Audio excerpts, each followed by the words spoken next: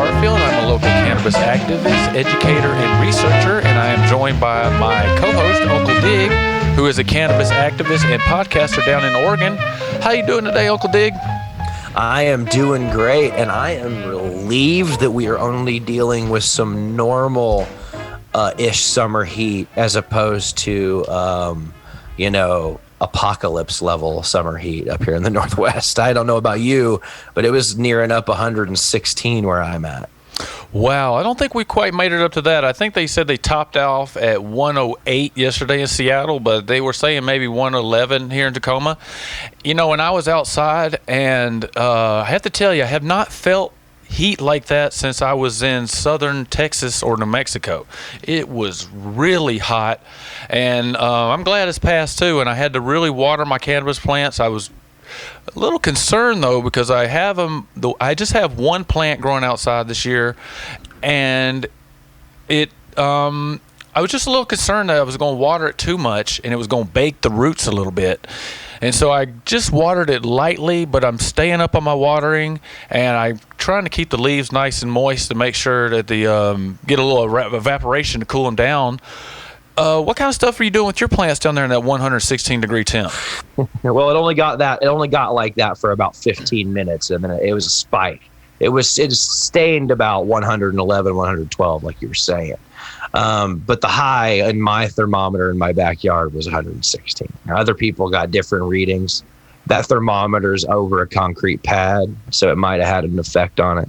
But it was up in the 110s regardless. It was way too hot. And so with my bigger plants in the 30 gallons, I had to water them full watering twice that really hot day. I went out there really early and watered them with about 3 gallons each pot. And then in the evening, I had to give them 2 gallons just to keep them from completely drying out and wilting. I sprayed them off in the morning with a mist of water for the evaporation. And also that's a good like anti-aphid, pest thing. A lot of times the spray is enough to knock off your harmful pest insects. But a lot of times the beneficials are a little stronger, so they'll be able to survive and cling on. So that's a good way of kind of keeping your plants clean. Also, we've been having some wildfire smoke coming through from down in Northern California, so I always make sure to spray off the plants when that's going on too. So every other day during the summer, I'm usually spraying off my plants anyway. Now, my autoflowers completely dried out and started wilting. Oh, wow. During the heat because they're in 3 gallons. And they're in their stretch and flowers, so it's probably the worst time for it to get really hot. So I had to water those deeply twice, and they dried out completely by the end of the night. It was kind of crazy. Those smaller gallon plants, you really got to keep things watered because those roots will just suck that water right up into that plant. Oh yeah, but my tomatillos and my peppers, I had hail last week, I think on Tuesday. Oh wow, yeah. And it was really bad. It was like, usually we don't get hail, we get sleet out here, but we got like some good like little like almost, I don't know what you'd call it, like in between a ping pong ball and like smaller than a golf ball. It was, I don't know, like about the size of a nickel, yeah. Yeah, like nickel or maybe dime size hail. And it just tore through my plants. Oh, wow. Messed up my peppers and stuff. I was able to get my autoflowers under cover, but I didn't want to risk going back out in the hail because it was still getting bigger. But everything's recovering. It didn't manage to kill any of my plants. It killed one of my sunflowers, but all my other plants survived. And now my cannabis plants are starting to recover from that, but they didn't really get a break. They got shredded by the hail. And then they got just beat down by this heat. But in the morning and the evening, when it was a little cooler, they're still doing that crazy thing where they grow. So since Tuesday, I've got probably about 6 inches on most of the plants of new, undamaged growth since the hail. So we're in the summer stretch, guys. So get ready for monstrous growth this heat, because it's only going to shut off on the top part of the day when it's like 108, and the plants really don't, their vascular systems kind of don't want to work like they normally do. Even if they've got water, they don't really uptake it right. But once they get down below 100 again, which is still the majority of part of the day, they just love that upper 90s, just stretch and praying. So, my plants are killing it. Yeah, because they love to, and that's a little trick that you do inside. You can water your plants from underneath in a pot, and what happens is those roots will chase the water, and then that causes the top of the plant to grow. So this really is a time for the plant to be stretching. Now here in Washington, our stretch usually kind of is at the end of July, the 1st of August, because that's when it gets really hot. June is really just kind of a not do too much, because right now usually in June we're having a lot of rain, and so we don't get a ton of growth in June here on our outdoors, but we're getting it going this year, and those roots are stretching, and it's really neat to hear those autoflowers coming along, and we'll be looking forward to a garden update on some of those autoflowers you have coming along pretty soon, Dig. Yeah, and one thing that I wanted to say about growing, like in June down here, so up there it's a little cooler in Washington. Down here in Southern Oregon, it gets pretty hot. If you're in a hotter climate, you really need to be in the ground like at the latest June 15th, or your seedlings will have trouble establishing a solid root ball because it'll just get too hot too often. You want to give them like a good like stretch of like 80 or 90 degree days to establish their root ball before you start nailing into the upper 90s and hundreds. Yeah, because if those roots can't stretch and get some water, it'll just kill the plant. Matter of fact, I think somebody gave me some tomato plants recently. I tried to get them in the ground. It was a little late, and that heat hit, and I think it probably just killed them off. So you got to get your plants in the ground June to June 15th at least, so they can get that root ball going and they will be safe from all this heat. But we are going to get, speaking of heat, we're going to get into our first story, and that's right on down into Nevada, into the desert, down to the world's most favorite city, they say, Las Vegas. And there's a new attraction in Vegas, Dig. Not only do they have the shows and all the casinos and everything, they are about to have cannabis social consumption lounges, which I have to say, maybe I was just a little optimistic, but I just assumed, and when the legalization came along, that this was something that is just going to come right along with it. It's like a no-brainer. Stay home in your shame, stoner. Yeah, people get together to consume cannabis. That's what you do. Back in the day when you go into the underground cannabis marketplace, you go over to the person's house, you always stopped, consumed some cannabis, and you left, and you went and consumed more cannabis with your friends. And I just always assumed that that's what's just going to be coming along, but it's not. And so actually Las Vegas is one of the first cities, or Nevada is one of the first states to open this up. And it's really good news going on down there. Now, I will temper everyone excited, right? It temper everyone's excitement a little bit. We've heard this story before, right? Like, yeah. This is their third attempt. They've tried it in 2017 and 2019, but I think maybe this is the year. This new law would allow up to 70 cannabis lounges statewide, and if we make it to October 1st, 2021, that's when the new law takes effect. Yeah, but hopefully there won't be some kind of lawsuit or something. There's always lawsuits of people trying to stop it. But this one looks like it might, because I think Nevada, like a lot of states, already has cannabis bans. So like a city that doesn't want cannabis lounges, they don't have dispensaries there already. So I think that this is already kind of going to keep itself inoculated from lawsuits, let's say that. And maybe it'll go forward now. From here to October 1st in cannabis policy is an eternity, but we hope that this can go forward. And I have to tell you, I might get on down to Vegas. I've never really considered going to Vegas. I'm not big into gambling, but maybe this thing, I might go down there and check that out. Yeah, maybe it might be cool. Me and my wife have like looked into going to Vegas, and honestly, most of the attractions there like don't really appeal to us, except maybe some of the shows. But like, I could see a show someplace closer than Vegas. yeah, that's kind of how I feel about it. But maybe we'll get down there. I'm more of a New Orleans guy, but we might get into Vegas one of these days. And speaking of big shows and things that are going on nationwide and actually really popular things in the United States, so let's talk about the NFL for a minute. Now, I didn't know, Dig, that the NFL, so we're getting an article out of Forbes, but I didn't know that the NFL only generates about $15 billion a year, which, as we know and we're learning, the cannabis industry is way above that. So actually the cannabis industry is dwarfing the NFL with the money they're bringing in. Yeah. And the NFL has decided to kind of take notice of that, and they're actually going to be offering $1 million grants to people to research cannabis and to try to find alternatives to opioids. And I think this is even better news than the social lounges. I think this is really good that, like, and look, regardless of, like, because first of all, what we got to say, everything about the NFL with a caveat, right? Brain damage for profit. All that being said, right, with what we know about, pro football and brain damage, it's good that they're investing research in something that's been shown to ameliorate some of the worst symptoms of brain damage, right? And if they can find research into that, they may be able to use certain targeted cannabinoid therapies to target certain, like, root causal damage of those, TBI and brain damages that cause the issues. Like, because there's some evidence that, like, certain, like, CBD, CBN, and all these cannabinoids that we know what they do, but there's like 80 or 90 that we still haven't fully investigated. Right, yeah. So any more research into these, like, lesser known or more obscure cannabinoids is going to lead to new kinds of therapies that we can't really conceive of yet, because we don't really know what these new, chemicals do. Yeah, and I think this will help out a lot on the acceptance of cannabis too. A lot of people in the quote-unquote mainstream out there, they take a lot of cues from places like the NFL.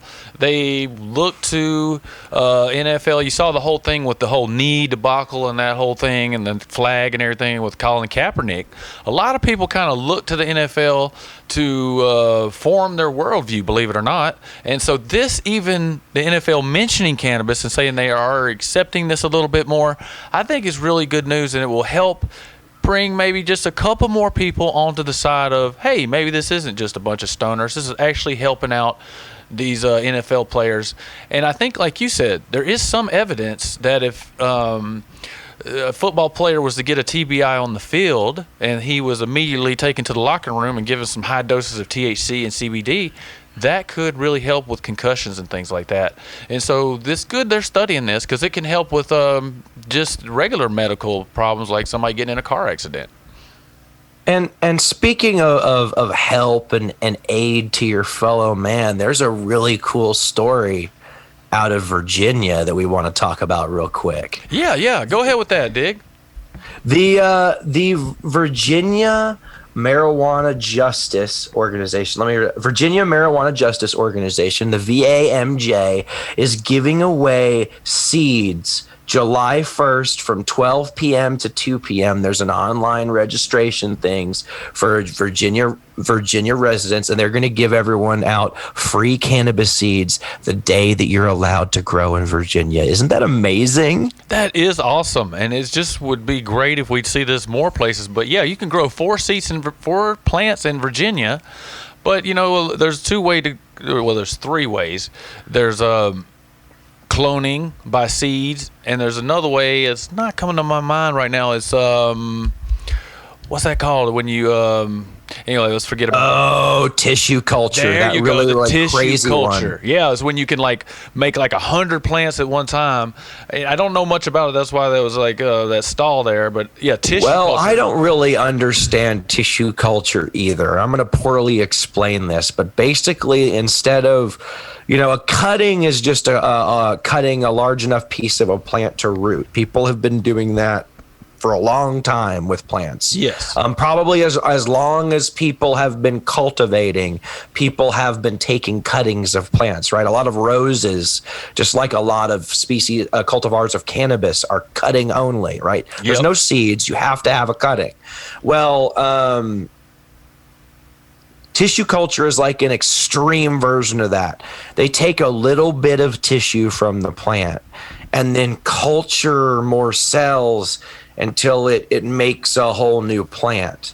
And why this is specifically useful, at least from my perspective, is that they can clean up genetics that have some plant diseases. So if your whole run of a clone-only cannabis strain that no one has anymore has what's a plant disease that cannabis might get, like tobacco scale or tobacco. There's a tobacco virus that cannabis can get. That's kind of rare, but it gets it and it becomes systemic, and you can't get rid of it by cloning or anything else. But apparently tissue culture gets rid of some of these systemic diseases and problems.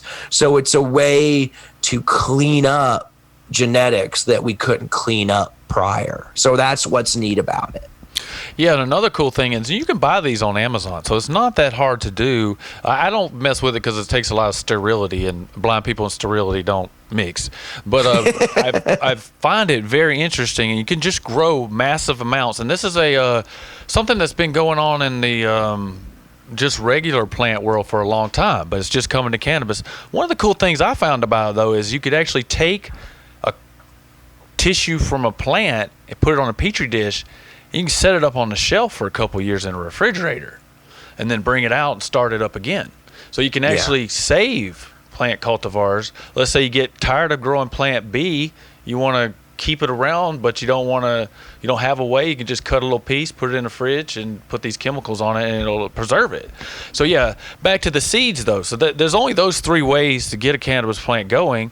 And so Virginia is like, these organizations are saying, hey, we need to get more people seeds, because it's not easy to get access to a cannabis clone. I know here in Washington it's not easy, and out there in the on the East Coast or down south, it's probably near about impossible to get cannabis clones. So this is a very great idea to get that, kind of to jumpstart the Virginia cannabis market. And I would say that's a really good argument for not settling for a legalization bill that doesn't include home grow. Because I don't know if you remember this, but when they legalized in Washington back in the day, they said, we'll get to home grow, and you still can't buy a clone in Washington. And you still can't grow at home. No, and so we're still fighting for home grows. Homegrowwashington.org, by the way, if you want to get out there and check that out. Yeah, we still can't do home grows in Washington. And, speaking of home grows, New Mexico, you can grow 6 plants starting today in New Mexico, Dig. Congratulations, New Mexico. Yeah, speaking of home grows, that is moving forward. And actually, there's been 5 states this year that have gotten cannabis bills going through the legislature, and they all, I'm pretty sure, I'm still not one, I should know this, but I'm still not 100% sure if New Jersey has home grows, but I know Connecticut does. All these states are going along with home grows, and New Mexico is actually raising some of their home grow limits for patients and everything. So it's not all doom and gloom out there as we cover a lot. Some of these things are moving along great, and congratulations to New Mexico and Virginia for getting their cannabis industries going on a good note. Yes, it's so awesome. So speaking of legalization, we're going to move over to Germany and over to Europe and just talk about over in Germany. And Germany is known for its democratic socialist leanings, and it has a lot of political parties and known for their cars and their industry. But there was just not a lot of word out of Germany about the topic of cannabis. Although, it's according to a new study, 1 in 3 Germans have used or smoked cannabis before. And so these high usage numbers are actually leading to politicians over in Germany picking up cannabis as a issue in some upcoming elections. Yeah, and it's interesting. So first thing you have to understand about European politics, their political names do not mean the same thing. So a lot of things may be called social democrat, socialist, green. That doesn't mean the same here. So let's not all get our dander up when I read these names, right? Right. But a couple of representatives from the Green Party and the Social Democrats and the Left Party in Germany all agree. Now, this is a left coalition in Germany, agree that prohibition are a failure. And the FDP, which is the Green Party's spokesman, Wylan Schinnenberg, basically told DW, which is the website we're reading off of, that there are estimated 4 million regular cannabis users in Germany, and their fates are being left to the ruthless forces of the black market, where there are no quality standards. And quality standards are very important to Germans. Yeah, and it's an issue. Cannabis is the most popular so-called illegal drug over in in Europe and even in Germany, but like they were saying, is they have no control over it, and there's no capture of the tax dollars. And I think that Green Party is kind of more of I don't want to say right, but they're more business friendly, they said. So it's real interesting that, and it kind of sounded to me kind of like a Republican Party of sorts. Kind of sounded to me, that was real interesting to them, because the Republican Party, we're learning over here in the United States, is running away from cannabis.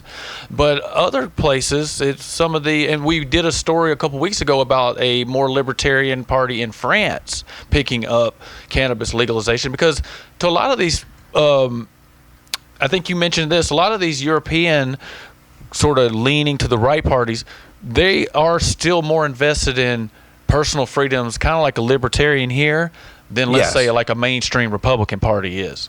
Well, and you got to remember, if we're going to talk about European politics, right, there's that whole leftist libertarian thing that we don't really have a lot of here in America, like anarchists, like anarcho-socialists, libertarian socialists, people like that would be really hard pressed to find someone in any sizable numbers in America that view the world through that lens. Right. So we're going to wait and see. There's no like any kind of proposal or anything on the table to legalize cannabis in Germany. But when you start to seeing things like this churning in the media, it means they're going somewhere. So something's about to be coming along. We will keep an eye out on that.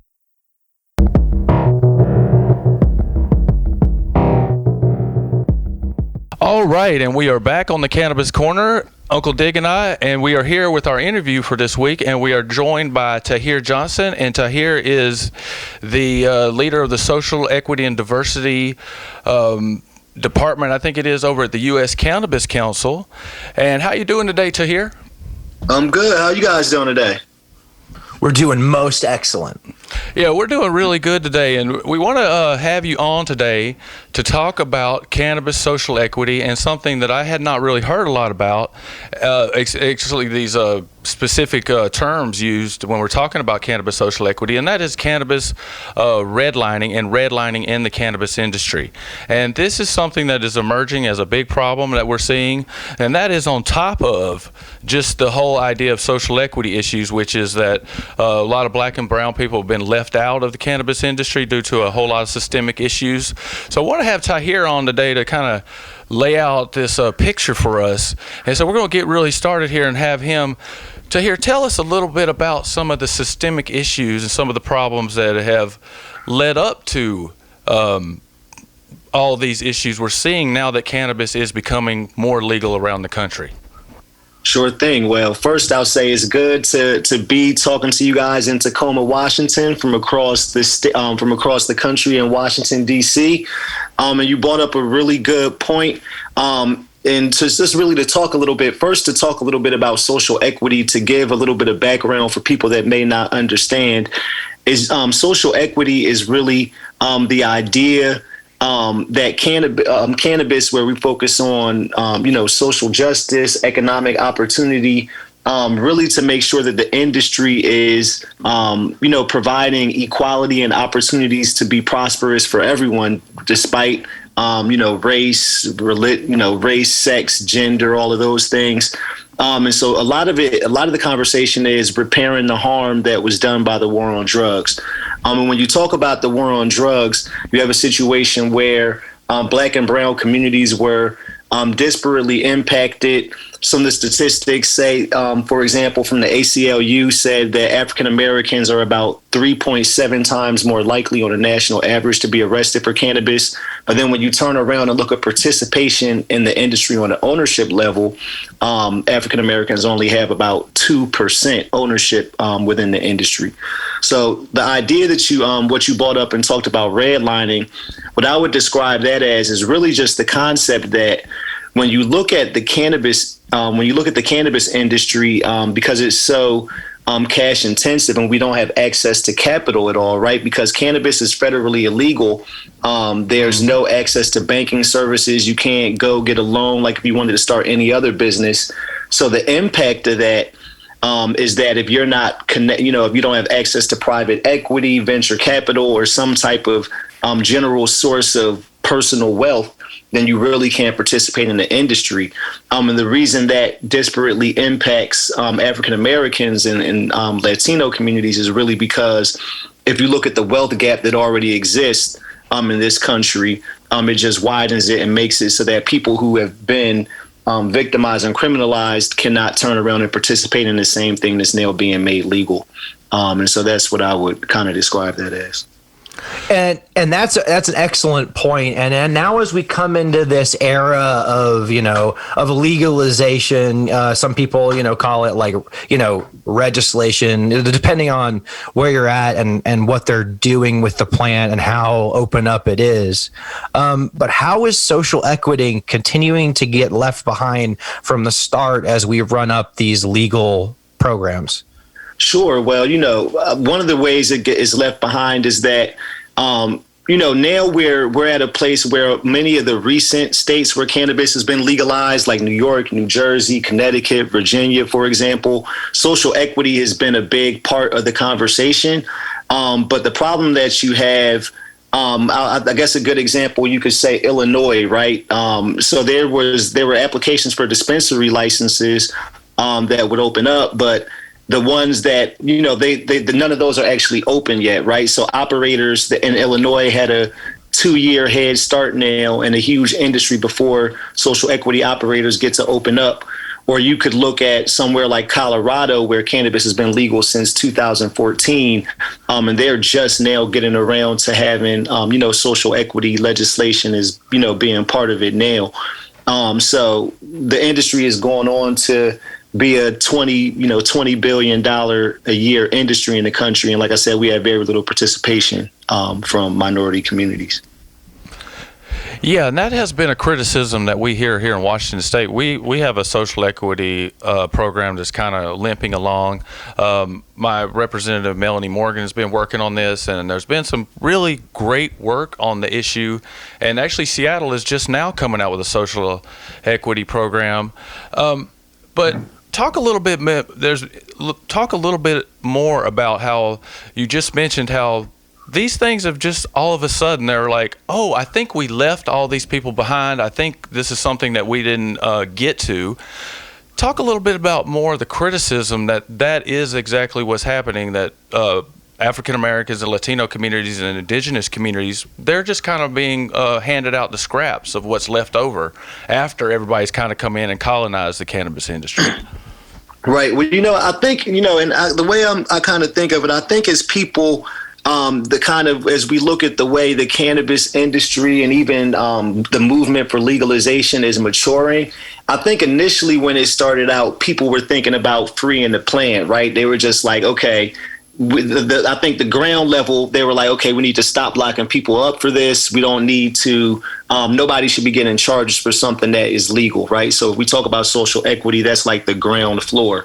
But now as the industry progresses and it's actually become an industry, right? Like, because once you legalize it, it's not just free. There's a whole system of commerce, economics that gets built around that. And it's important to be able to participate in that too, right? So it's not enough just to say, okay, we're not going to lock you up for this anymore, but we're going to make billions of dollars. I think it's important for those same communities to have some restorative justice. And an important aspect of it is something that we're really seeing play out now. I think that conversation started in Illinois. But the idea that restorative justice isn't just ownership or saying, we want to have dispensaries, but now also money from the cannabis tax revenue being able to go back into those same communities, whether it's for schools or art programs or drug prevention or different things like that, right? Because this idea that now that we are building an industry, in most states, multi-million-dollar or billion-dollar industries, it's important that entrepreneurs from those same communities now have the opportunity to participate, but also that revenue can go back to repairing and restoring those communities as well. So those are excellent, like, regulatory solutions to this. And I was among one of those people that thought, okay, if we just make it legal, and then the cops can't mess with anyone, and then it'll work itself out, right? Well, that clearly hasn't happened. And now moving forward as someone who's not a big dog in the industry, but who is a consumer, what can a consumer do? We've got all these regulatory things, but what can I do as an individual to help support social equity, these businesses? Sure. I think one of the biggest things, there's great thing you can always do is call your legislator, let them know that you want to see these type of regulations. But really, man, as a consumer, the biggest thing that you can do is support with your dollars and having conscious spending habits. I know that Leafly, Weed Maps, they both have now ways where you can identify. I know where they're doing it, like identify social equity operators that they have on their platform. Really just being able to spend those dollars in those communities. And if you if you're in a local dispensary, if you know of any minority owned brands, asking for them, saying that you want to, see them on the shelf. That's a great way that you can support as a consumer. Awesome. Thank you. Yeah, so let's talk about federal legalization real quick. So they have the MORE Act, and then they have the Safe Banking Act they're trying to put out. And there's also a bill to regulate insurance for the cannabis industry. How do you think something like the MORE Act will help promote social equity? And do you think they should change anything on the federal legalization effort to kind of make social equity a little bit more of a forefront to the legalization movement as we go forward? Sure. Well, one of the great things about one of the good things about the MORE Act is, it does have the intent that it's going to provide those economic opportunities. There's a fund that operators will be able to have access to for capital. Again, like cannabis being federally legalized does so many things where again, it will provide access to banking, access to capital. It will have it where, across the country, there's no more people being arrested or locked up for cannabis, having their lives ruined for those types of things. And one of the things, I'll say the MORE Act, last year when it was initially introduced, there were some things in there like if you had a felony, then you could have been restricted from being able to potentially have get a license, because you would have to like a federal licensing system. And I know that was removed this time around. So again, the MORE Act is probably as far as what's come out right now. The only, it's probably been in terms of social equity, probably been the most progressive that we have. But we've seen a number, from a social equity standpoint, but we're seeing a number of efforts towards legalization. And as you mentioned, safe banking is something that was included in coronavirus relief bills multiple times. It was voted on. So the Safe Banking Act is one that I think is really important, because even without legalization, and I'll say that the reason safe banking is so important and I find it to be a nonpartisan issue, is because whether you are for cannabis legalization or not, you're for social equity or not, I think one of the things that giving access to banking does is, for one, from a public safety issue, you don't have these cannabis businesses that have to deal in cash, having cash on site. But then from an economic standpoint, opportunities that it will create for minority and small businesses, by being able to go in a bank, being able to get access to capital, is something that can really be a game changer for a lot of people. So, I think that's going to be really important as well. And the safe banking, again, when you talk about those, like we talked about, minority communities that don't typically have access to capital, being able to fund your business that way will go a long way. And this is Uncle Dig, and I just want to highlight something he mentioned there. The Safe Banking Act is a big step that could happen in social equity and cannabis, but the public safety aspect is very important, right? Cannabis is a high-value crop. You sell it for decent money, and all these businesses are dealing in cash, and at least a lot early on in legalization, a lot of people know that these businesses deal in cash, and there is a spike in armed robberies that could be easily avoided if they just legalize safe banking. Absolutely. Yeah. And you think about the risk that, just the risk to dispensary employees. Like I used to work at a dispensary, and it was something It felt very similar to, and I worked in banking before I transitioned to cannabis, and I'll tell you, walking out of a dispensary at night, you kind of get the same feeling as you get walking out of a bank, because like you said, you know, it's in all cash and everybody knows it. Anybody that's a customer there knows that they paying cash. So. Yeah, and that's a good segue. I noticed you worked in finance. I was looking at your bio, and then how did you come to work in the cannabis industry from finance? Sure. So I was, I'll say I've always been, I've been a long time cannabis consumer, and I guess I would say part of the culture. But in terms of banking and my introduction to the legal cannabis industry, it actually all happened in a couple of different ways at the same time, kind of like the perfect storm. First was my dad. My dad got diagnosed with fibromyalgia, and he had to take a medication called prednisone and like a couple other things that were kind of really, causing different types of side effects. And I remember doing a paper in college that about medical cannabis. And I was like, hey, Dad, I think you should try medical marijuana to try to help you with this instead. And he's like, son, I've been smoking weed since the 60s. There's nothing you could tell me about it. And I'm like, no, I really think you should try it. And so I said, if you go get your medical card, I'll go get mine with you. And so that was my first time visiting a dispensary, kind of seeing the way everything worked.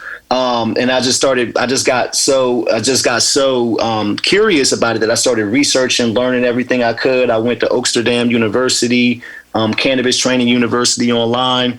And as I really started finding out about the issue that we've been talking about here, where minorities don't have access to capital, and that being a challenge in the industry, I wanted to come try to use my expertise to help out and solve that problem.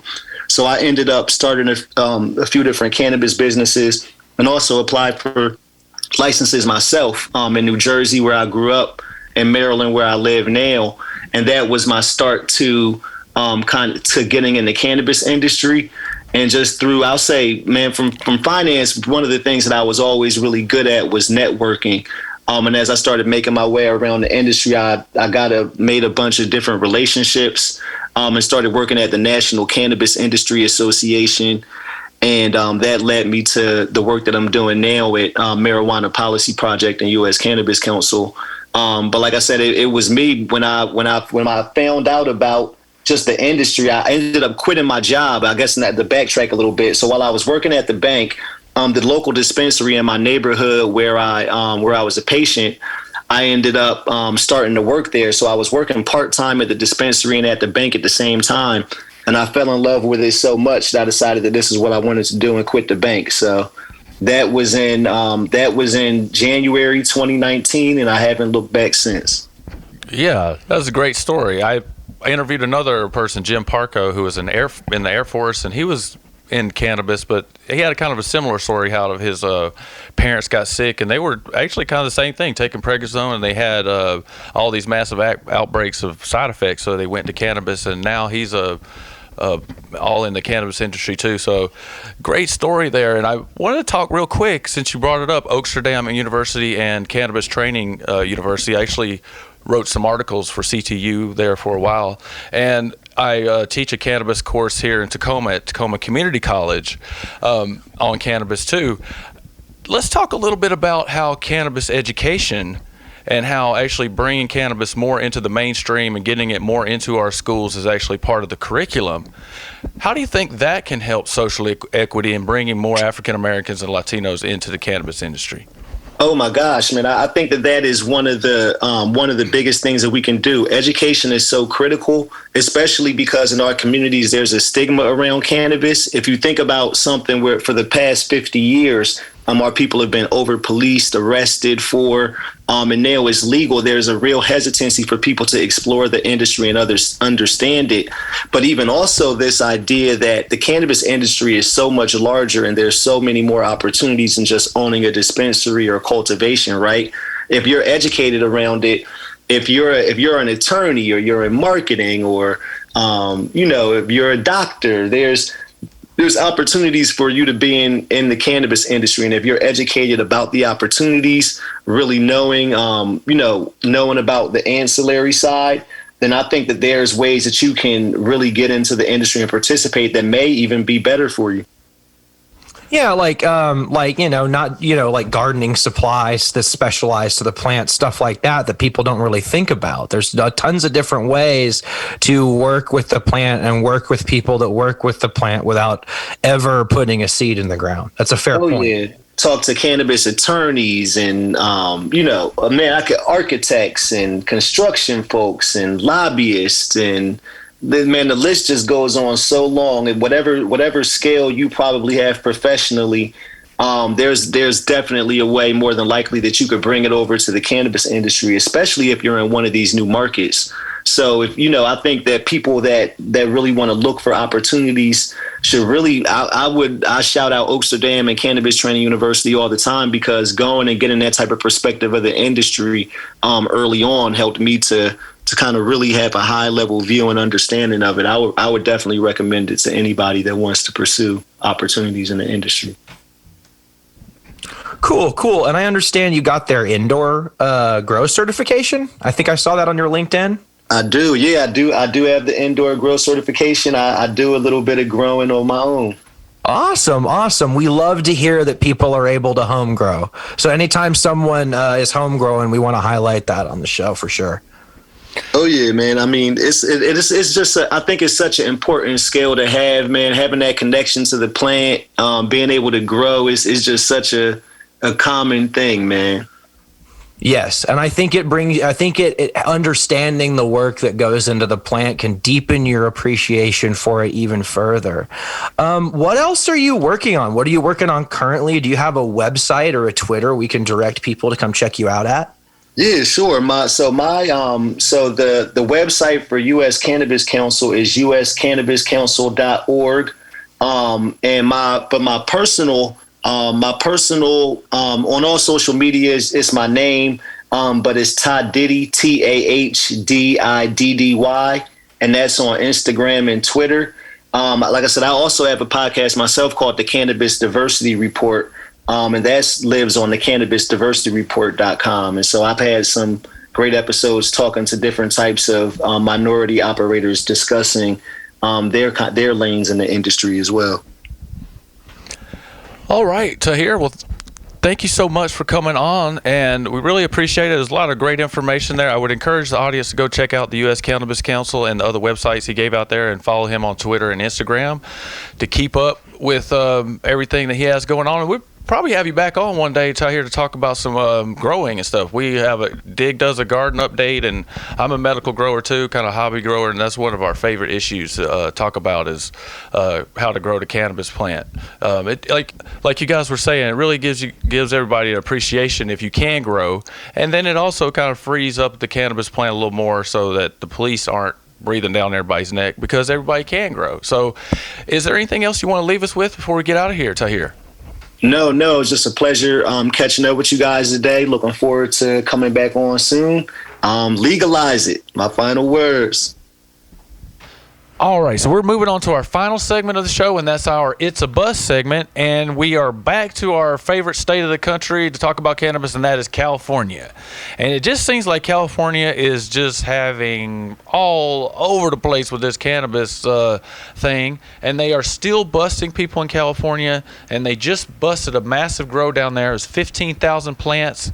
And I think if I read it right, 91.5 pounds of processed cannabis sitting around. And it's about 18 miles out of San Diego. What other details do you have on this big, massive cannabis bust, Dig?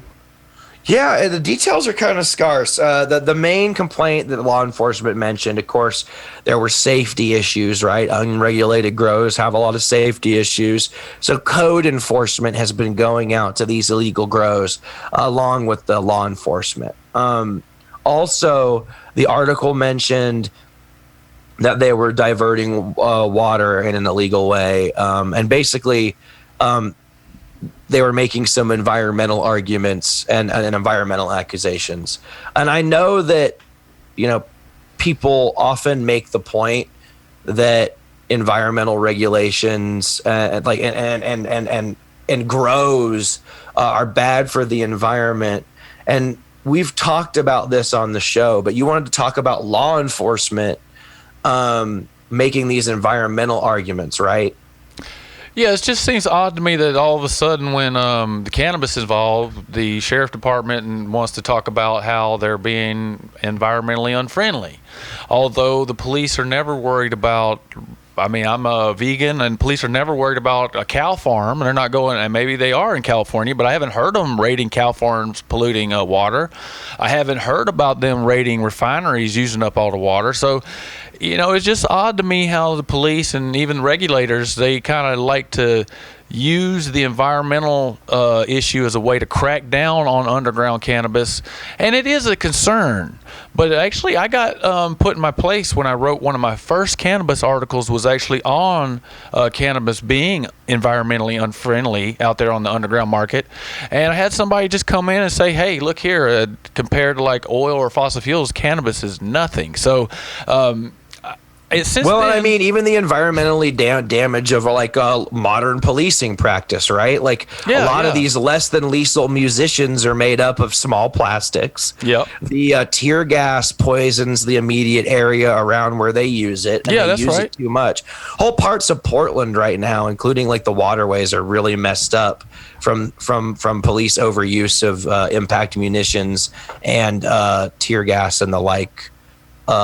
On the city streets and in the environment at large. So like it's really interesting that they would bring that up, but not really hold themselves accountable to the same standard right they're putting on other people. I'm just sticking with my usual thing on this, which is go out there. I still contend that the government should actually work with these folks and say, okay, look at all this cannabis you're growing. Let's help you fix this where we can actually get you a license and give you a proper income and help these folks get regulated. Because guess what? They shut it down, I don't know, maybe 2 weeks ago. Whoever those folks are, they're somewhere across town starting up a new grow right now. As we speak right now, they are setting up again, and it's going to happen all over again. This is just proven time and time again. Well, and also the problem in California, and also I would argue in Washington, is the taxes are so high that in a capitalist society, you are de-incentivized from following the regulated market because the taxes are so high. You could actually make more money in the black market. And honestly, without the constrictions of regulation, a lot of times they're turning out a better product on the black market than on the legal market, which is ridiculous. It should not be the case. No, it should not be the case. It really makes me angry that they've created these legal systems almost in a way to fail, and they still refuse to acknowledge their shortcomings and trying to fix them. Yeah, that's absolutely right. And thanks for joining us today on the Cannabis Corner. We are about to get on out of here. My name is Lukas Barfield. If you'd like to get in contact with the show, you can send over an email to Radio Tacoma at info@radiotacoma.org. Put Cannabis Corner in the subject line, and they will get it over to us. And folks can also contact you, Dig, and listen to your podcast. Tell us about where we can find your cannabis stuff, Dig. Yeah, you can check me out on Instagram at Uncle Dig, and you can listen to my podcast called The Bagseed Chronicles with Uncle Dig, wherever you get your podcasts.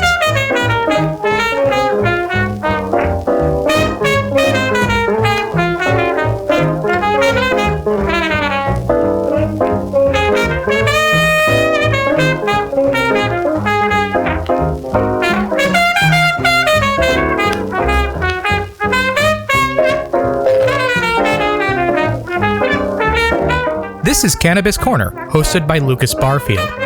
If you would like to get in contact with your host, he is on Twitter at MJIsMedicine. Your musical selection is The Happy Monster by Chubby Jackson and his orchestra, recorded on 78 in 1947. You can find this music and much more at the Great 78 Project, an archive of historical music recordings at great78.archive.org. You are listening to 101.9 KTAH, Radio Tacoma.